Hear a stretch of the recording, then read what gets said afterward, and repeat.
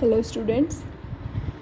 So we were discussing about second law of motion जो क्या था F is equal to m into a, इसके mathematical form है और ये कहता है कि जो फोर्स कितना फोर्स लगेगा ये दो चीज़ों के ऊपर डिपेंड करता है। पहला तो मास और दूसरा उसका एक्सेलरेशन, मतलब how much velocity is changing with time.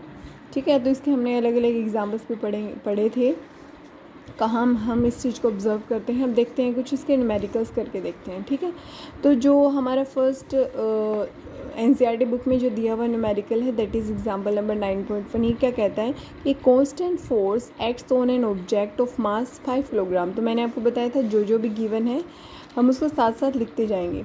ठीक है, तो देखो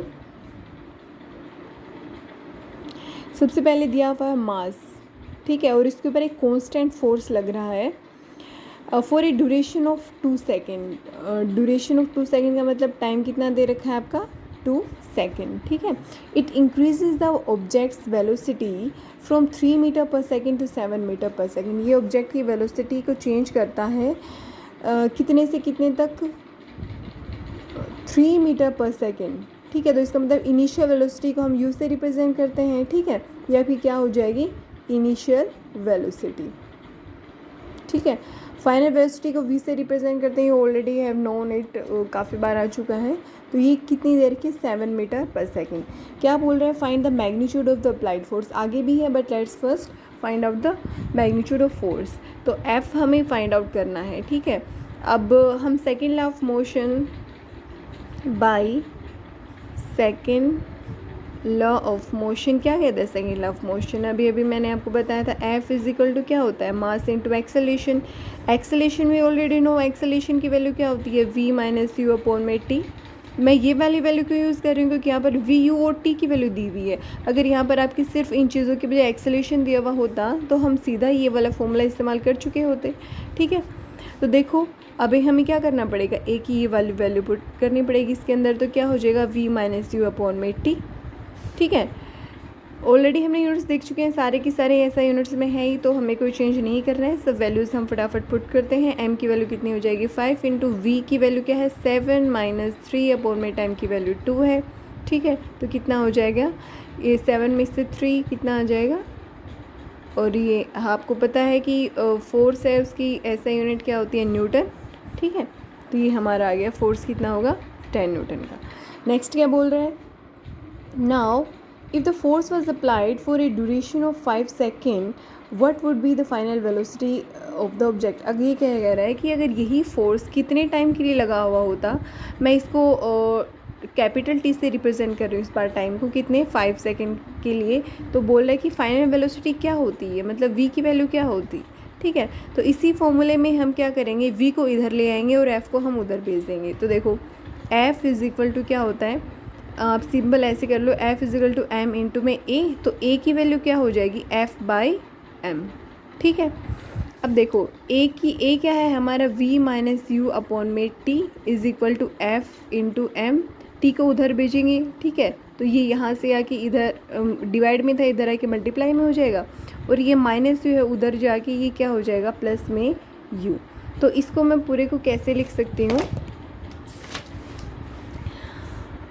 v इज इक्वल टू वो प्लस यू था उसको मैं आगे लिया तो u plus F T by M, simple.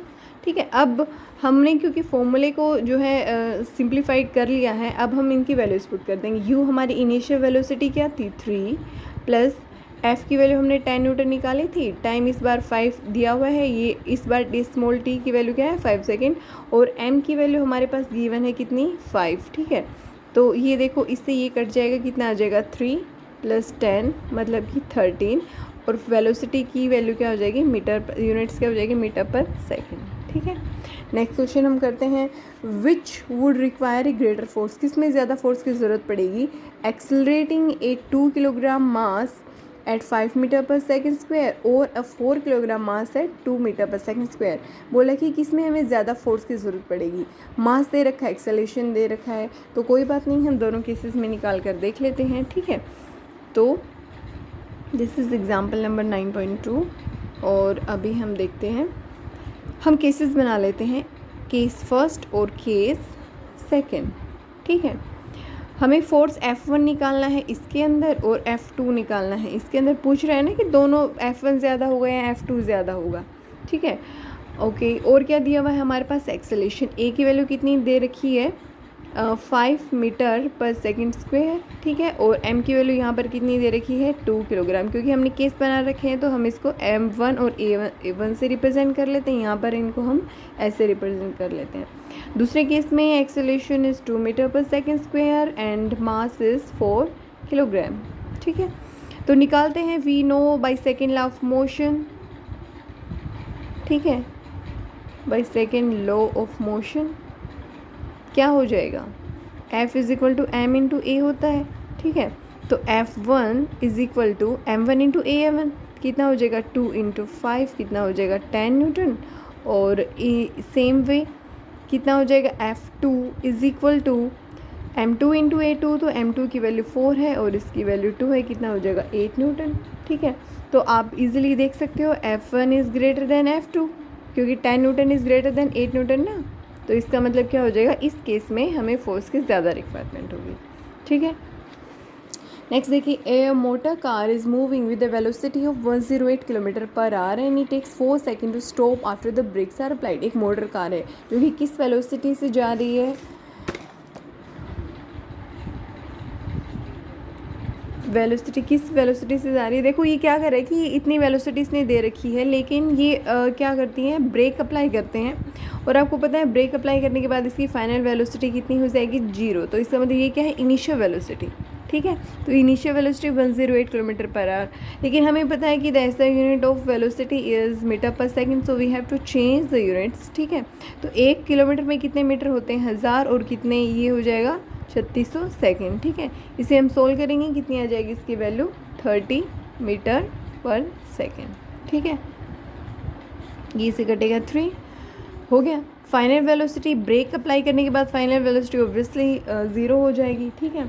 और टाइम हमारे पास कितना दिया हुआ है? 4 सेकेंड का। तो calculate the force exerted by the brakes on the motorcycle if its mass along with the passenger is, M की वैल्यू कितनी दे रखी है आपके पास? 1000 किलोग्राम, ठीक है। तो हमें पता है by second, you have to write it down in every numerical. By second law of motion क्या हो जाएगा?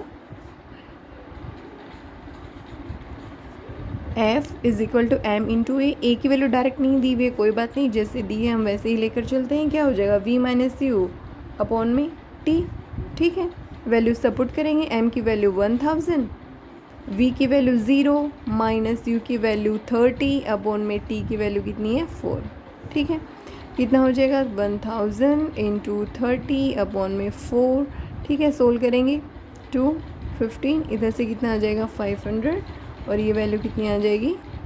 15 5 7500, लेकिन यहाँ पर निशान किस चीज़ का आएगा? माइनस, ठीक है।